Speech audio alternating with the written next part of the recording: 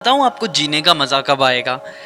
جب آپ لوگوں کو وضاحتیں دینا چھوڑ کر انہیں ان کی خوش فہمی میں جینے دیں گے، جب آپ ان سے خفا ہونا چھوڑ دیں گے اور سیکھ جائیں گے کیسے نظر انداز کرنا ہے جیسے وہ آپ کو نظر انداز کرتے تھے، جب آپ ان انسانوں کی طلب سے آزاد ہو جائیں گے نا، جن کی توجہ اٹینشن پانے کی خاطر آپ لمحہ لمحہ ترستے ہیں، اور اکثر ایسا ہوتا ہے کہ ہم جس سکون کی تلاش میں لوگوں کے پیچھے پیچھے پھرتے ہیں نا، وہ ہمیں ان سے ٹھکرائے جانے کے بعد نصیب ہوتا ہے۔ اور خود سے یاری کا نشہ ایسا نشہ ہے نا، جو ایک بار سر چڑھ جائے تو پھر کسی سے نہیں اتر۔ ہر چیز کو وقت لگتا ہے، ہر چیز کو نا کچھ وقت لگتا ہے، زخموں کو بھرنے میں، صبر آنے میں، ضبط کے آداب سیکھنے میں، خود پر یقین کرنے میں۔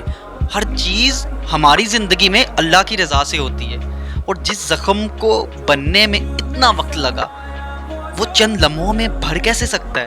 اور وہ تب تک کیسے بھر سکتا ہے جب تک تم اسے کریدتے رہو گے؟ جو ہونا تھا وہ ہو گیا، تمہیں گرنا تھا تم گر چکے، اور آج اپنے پاؤں پہ کھڑے بھی ہو چکے ہو۔ ذرا دیکھو ایک دفعہ، اب جو تمہاری پاس ہے اس کی طرف بھی تو دیکھو، جس کو تمہاری ضرورت ہے اس کا بھی تو سوچو۔ کیوں اپنے رب کو ناراض کر رہے ہو؟ خود کو وقت دو بھائی، دل کو سمجھاؤ، جو پاس ہے وہ بہترین ہے، اور تھوڑے سے تیز بننے کی کوشش کیا کرو، تھوڑے سے تیز بننے کی کوشش کیا کرو، تاکہ لوگوں کو تم نظر آؤ، لوگ تم پہ اعتماد کریں۔